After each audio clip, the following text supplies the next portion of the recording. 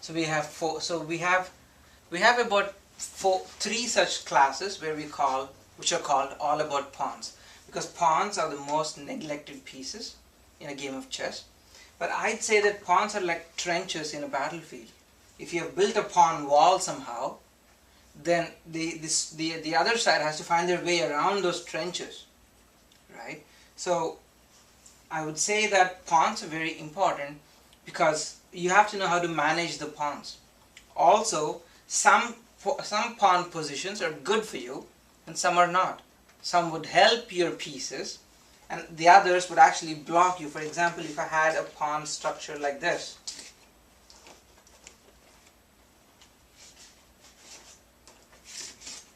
I have a pawn structure like this. Let's say I move this two more pieces right there.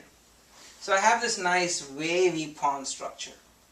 It looks nice, but it's really bad because look at my black bishop. My black bishop over here is trapped. The pawns are blocking it everywhere. I mean, this is not how the black bishop would like to see its pawns, right? I mean, the bishop can't go that side. It's really expensive because you have to move 3 pawns there. It's just as bad this side because you go 2 pawns and you're at the end of the board. So this is a very bad structure for the black bishop. Now, if the black bishop was out by now, right? Now the black bishop could have gone anywhere else and these pawns are okay now. Now this became a different structure. But the fact that it was blocking you back there is bad. So you have good pawn structures and you have bad pawn structures. Right? If you have a good pawn structure, what should your opponent do? Find a way to destroy it. If you have a bad pawn structure, what would the opponent do? Go right through it. Not destroy it. Leave it alone. Because I don't want to kill any of these pawns now if this is my opponent, because I know they're already doing a lot of damage to the ones in the back. Look, this guy's trapped too. This guy can't go there or there or there. And so in this pawn structure, both the pieces are trapped, and so this is trapped, the entire half, the queen's half of the board is trapped. So would I touch these pawns at all? I wouldn't. Right? So we have to know, we have to recognize what a good pawn structure is and what a bad pawn structure is. A good pawn structure for you should be destroyed, should be actually decimated by the other guy. So let's say you're looking at a board, you're playing with somebody, and you see that they have a very good pawn structure. How do you know they have a good pawn structure? Because in our academy, we learn what good and bad structures are. Right? The first thing we talk about, so that's your introduction to the pawn structures.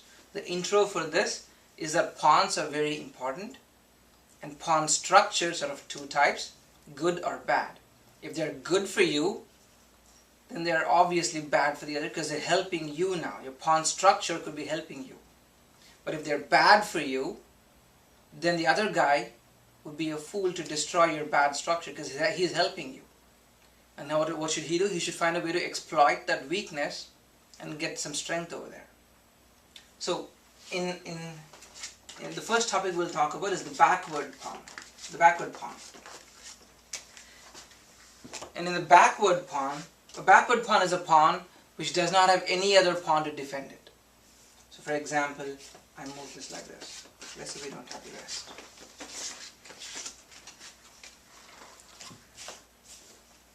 I'll give you a king in the corner there.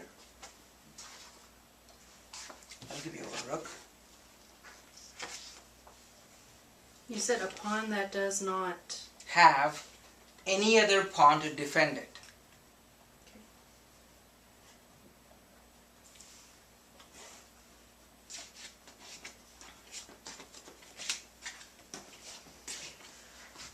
So now it is the white's turn to play.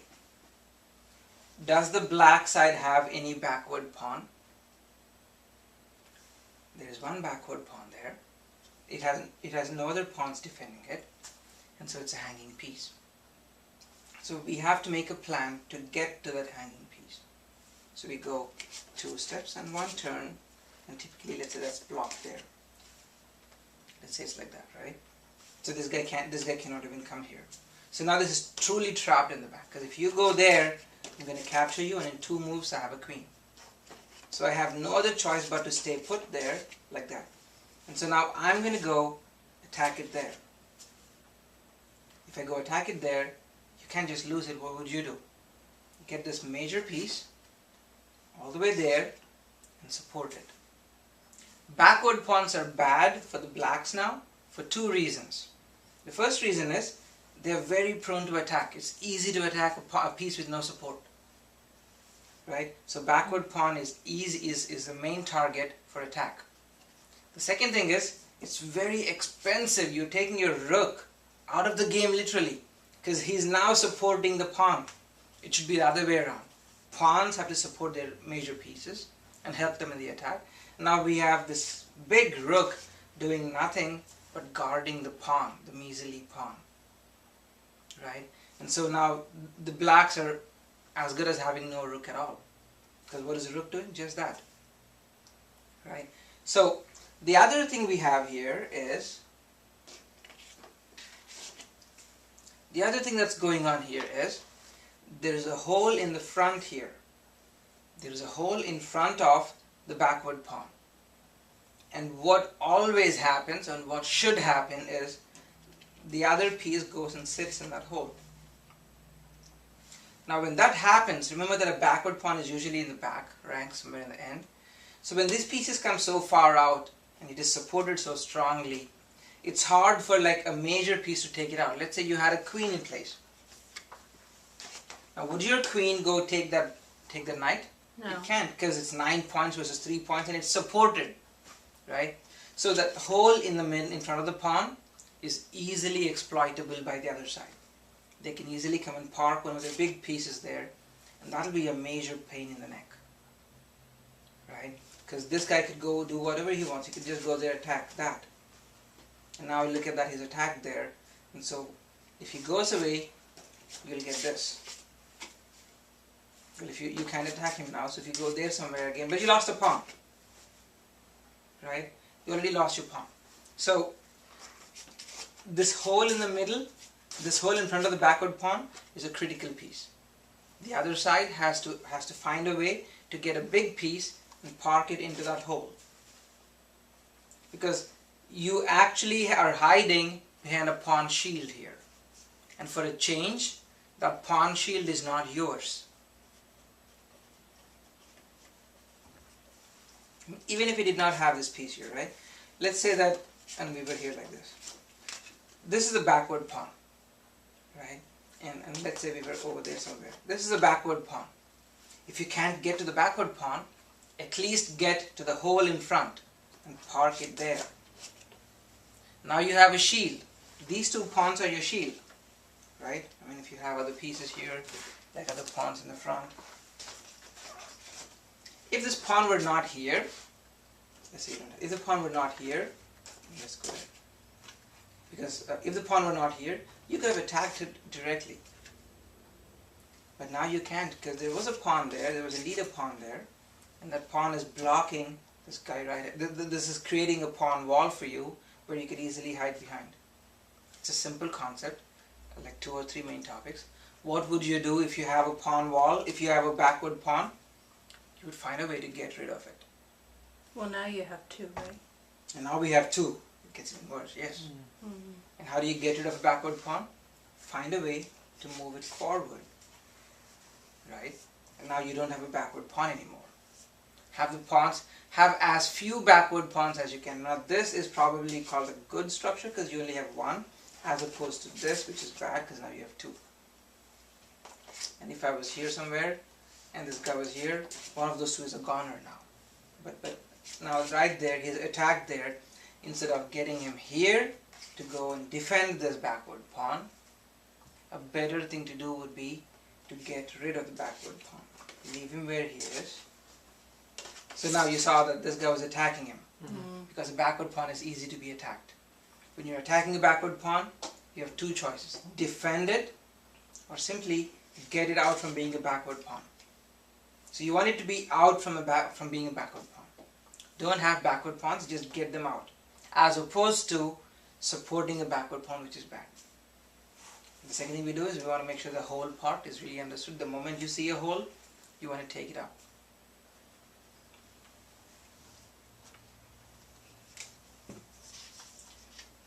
And the next thing we have is a pawn chain.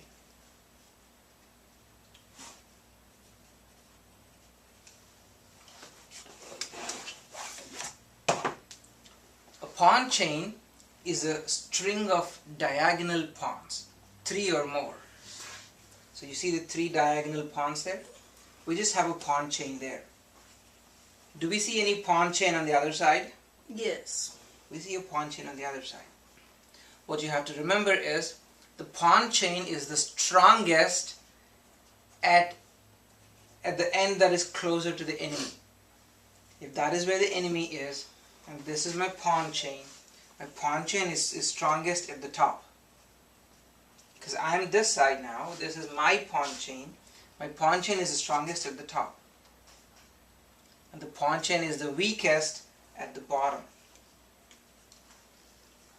Never try to break a pawn chain up on the top, because if you break it, another piece will just come in its place. Right? You can't break a pawn chain on the top. You want to try to break a pawn chain in the middle or at the end.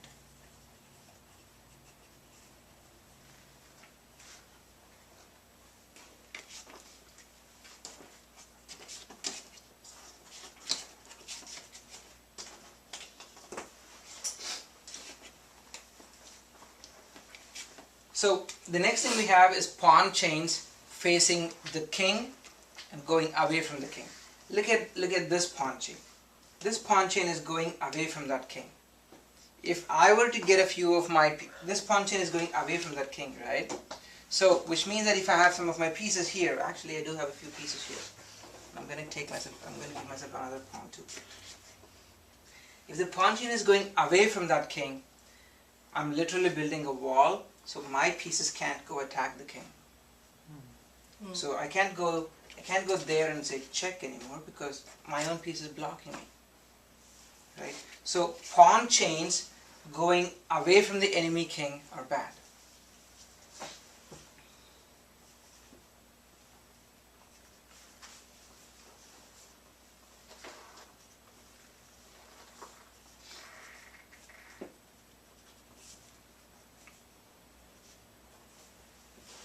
Pawn chains going away from the enemy king are bad. Pawn chains going towards the enemy king are good. Now for example, the same thing here. Look at these 3 pawn chains. I have a pawn chain here, and this pawn chain is pointing towards the enemy king. It is good because now if I had a rook somewhere here, I could easily go there, and now I'm attacking one of these directly. Right? Or if I had a bishop in here somewhere, I could have snuck in and I could have attacked the king. Because the pawn chain going towards him is going to direct the traffic to the king. And the pawn chain going away from the king is going to block your own pieces from attacking because you've built yourself a wall to block the king. So you're actually shielding the opponent's king. So when you build a pawn chain, you want to build a pawn chain towards the king, towards the opponent's king, so you can direct the traffic towards the king. So it's more like a traffic redirection policeman there. Right? The next thing we want to know is if you have a pawn chain and you want to break the pawn chain, try to break it in the middle or the end, not at the top. That's basically what you have in pawn chains.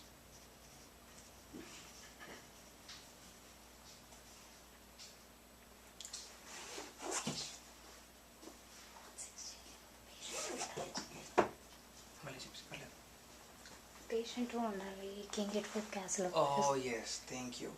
So when you're trying to build a pawn chain, you want to show some patience. You don't know which side the king is going to castle. If you've built your pawn chain this way, and the king castled on that side, you've basically built a wall helping the king. If the king were to castle on the other side and you built it pointing to the king, that's good for you. But if you really have to build a pawn chain, have some patience. See where the king's final destination is, final place of relaxation is, and then build a pawn chain in that direction. Now in this case, let's say it's my turn and I want to build a pawn chain.